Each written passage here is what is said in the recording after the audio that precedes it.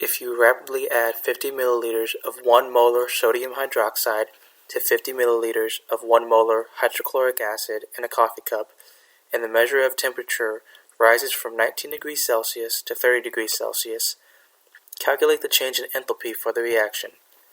Calculating the change in enthalpy will help us determine whether this reaction will absorb heat or release heat. The chemical equation for this reaction is hydrochloric acid combined with sodium hydroxide produces sodium chloride and water. First, we need to define what the system and the surroundings are. The hydrochloric acid is the system, and the water will be defined as the surroundings. The equation we will use to solve this problem is Q equals NC delta T. We then need to determine the total volume of the surroundings, which is water. We know that we have 50 milliliters of hydrochloric acid and 50 milliliters of sodium hydroxide, which will create 100 milliliters of water.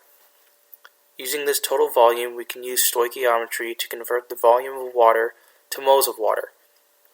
The density of water, which is 1 gram per milliliter, is essential to this component. Using the density of water, we can convert the volume of water to grams of water.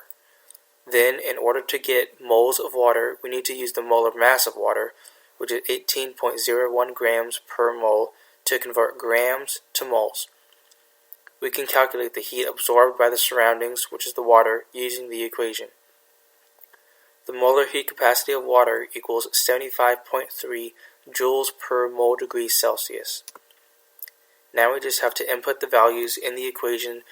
Q of water equals N of water multiplied by C of water multiplied by delta T of water, where delta T of water equals the final T subtracted by the initial T, and the initial temperature is 19 degrees Celsius and the final temperature is 30 degrees Celsius, so delta T equals 11 degrees Celsius. We already know that the sum of the heat released by a system and the heat absorbed by the surroundings will equal 0. In other words, the Q of water plus the Q of the reaction equals 0. From this, we can calculate that the Q of water equals the negative Q of the reaction, which equals negative 4,597 joules. However, we are solving for the change in enthalpy of the reaction for hydrochloric acid, so we need the number of moles for hydrochloric acid. We can calculate that by using its known volume and concentration. So 50 milliliters of hydrochloric acid multiplied by 1 molar of hydrochloric acid equals 0.05 moles of hydrochloric acid.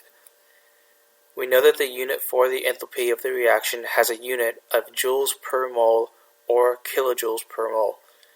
So the enthalpy of the reaction equals negative 4,597 joules divided by 0.05 moles of hydrochloric acid, which equals negative 91,940 joules per mole. In order to convert this to kilojoules per mole, simply move the decimal point 3 places to the left. In conclusion, the heat released by 1 mole of hydrochloric acid to the water is 91.94 kilojoules.